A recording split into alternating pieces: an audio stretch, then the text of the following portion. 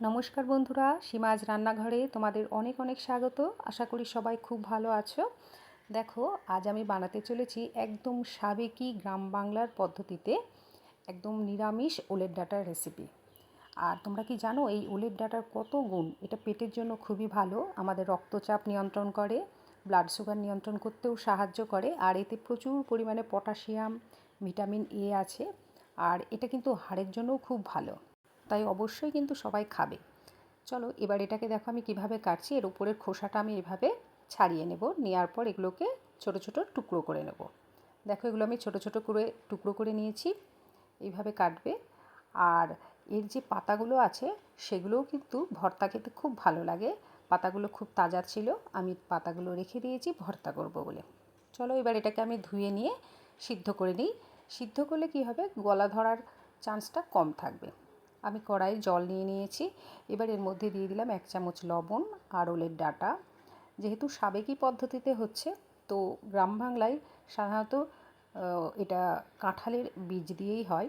দেখো কাঁঠালের বীজগুলো, কাঁঠাল বলতে পাকা কাঁঠাল যেটা আমরা খাই, তার বীজটাকে এইভাবে শুকিয়ে ছাড়িয়ে নিতে হবে, নিয়ে এইভাবে দিতে হবে। এবার চলো এটাকে ঢাকা দিয়ে আমি মিনিট 5 মতন ফুটতে দিই। মাছ মাংস ছাড়াও যে খাবার এত জিনিস আছে তা জানলে আমরা সত্যিই অবাক হয়ে যাই। দেখো ডাঁটাটা আমি 5 মিনিট মতন ফুটিয়ে নিয়েছি, এবার এটাকে জল ঝরিয়ে এক সাইডে রেখে দেবো। এবার কড়াইয়ে আমি নিয়ে নিচ্ছি সর্ষের তেল। এখানে আমি তেল নিচ্ছি 4 চামচ। এই রান্নাটায় একটু ঝাল, একটু তেল চড়া হলে খুব ভালো লাগে খেতে। তোমরা চাইলে তেলের পরিমাণটা কমও করতে পারো, আবার আরেকটু বাড়িয়েও দিতে পারো। এর মধ্যে এবার আমি দিয়ে দিচ্ছি একটা তেজপাতা, দিয়ে দেবো এর মধ্যে কালো জিরে। আমরা জানি কালো জিরে আমাদের শরীরের জন্য কতটা উপকারী।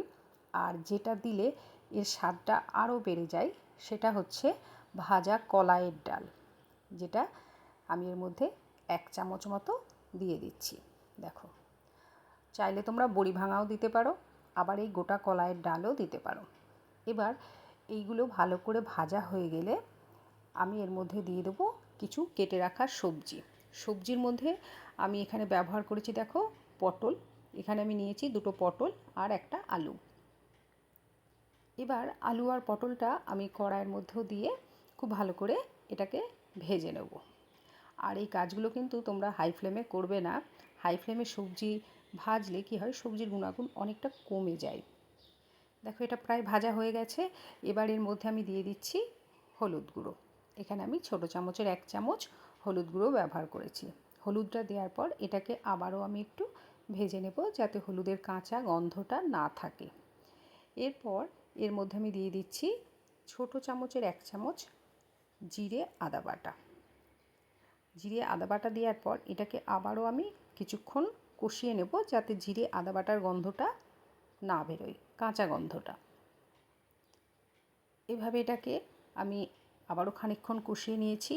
এরপর এর মধ্যে আমি দিয়ে দিচ্ছি পরিমাণ মতো লবণ। দেখো আমি ওলের ডাঁটা সিদ্ধ করার সময় লবণ দিয়েছি, তাই এখানে লবণের পরিমাণটাও সেইভাবে বুঝে দেবে। লবণটা দেওয়ার পর এটা আরেকটু নেড়ে নেব। নেওয়ার পর এর মধ্যে আমি দিয়ে দেব আমাদের যে সিদ্ধ করে রাখা ওলের ডাঁটা আছে সেটা এর মধ্যে দিয়ে দিতে হবে। দেখো মশলাটা খুব সুন্দর ভাজা হয়ে গেছে। আর তার আগে যে মেন উপকরণ সেইটা আমাকে দিতে হবে, সেটা হচ্ছে সর্ষে আর কাঁচা লঙ্কা বাটা।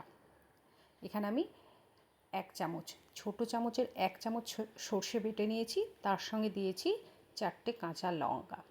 তোমরা চাইলে লঙ্কার পরিমাণটা আরও বাড়িয়ে দিতে পারো, কারণ রান্নাটা যত বেশি ঝাল ঝাল হয় তত খেতে টেস্টি হয়। এই সর্ষে আর কাঁচা লঙ্কা বাটা দেওয়ার পর এটাকে কিন্তু খুব বেশি কষাবে না। এর মধ্যে এবার আমি দিয়ে দেবো আমাদের সিদ্ধ করে রাখা ওলের ডাঁটা আর কাঁঠালের বীজটা। দেওয়ার পর এটাকে একটু নাড়াচাড়া করে ঢাকা দিয়ে রেখে দিতে হবে। এই রান্নাটায় কিন্তু কোনো জলের ব্যবহার করবে না, কারণ জল দিলে রান্নাটা শুকনো শুকনো হবে না, অনেকটা টাইম লাগবে। যেহেতু ওলের ডাঁটাটা প্রায় সিদ্ধ হয়ে আছে, আর আলু আর পটলটাও মোটামুটি ভাজতে ভাজতে সিদ্ধ হয়ে গেছে। ব্যাস এইভাবে মশলার সঙ্গে এটাকে খুব ভালো করে মিশিয়ে আমি ঢাকা দিয়ে রেখে দেব। আর ঢাকা দিয়ে রেখে দেওয়ার পর এটাকে আমি মিনিট 5-7 অবধি সিদ্ধ হতে দেবো, তাহলেই হয়ে যাবে। মাঝে মাঝে একবার ঢাকা তুলে দেখে নেবে হয়েছে কি না। দেখো এটা রেডি হয়ে গেছে। আমি এটাকে ঢাকা তুলে মাঝে মধ্যে নাড়িয়ে দিয়েছি যাতে এটা কড়াইয়ের নিচে লেগে না যায়। দেখতে পাচ্ছ কতটা শুকনো শুকনো হয়েছে। দেখো রেডি হয়ে গেল সাবেকি গ্রাম বাংলার পদ্ধতিতে নিরামিষ ওলের ডাঁটার রেসিপি। দেখো আমি এটা পরিবেশন করে দিয়েছি। তোমরাও এইভাবে বাড়িতে বানাবে, আর বানিয়ে খেয়ে কিন্তু অবশ্যই আমাকে জানাবে কেমন লাগলো। আমার রান্না ভালো লাগলে লাইক, শেয়ার আর সাবস্ক্রাইব করতে ভুলো না। সবাই খুব ভালো থেকো। আজ তাহলে রাখছি। নমস্কার।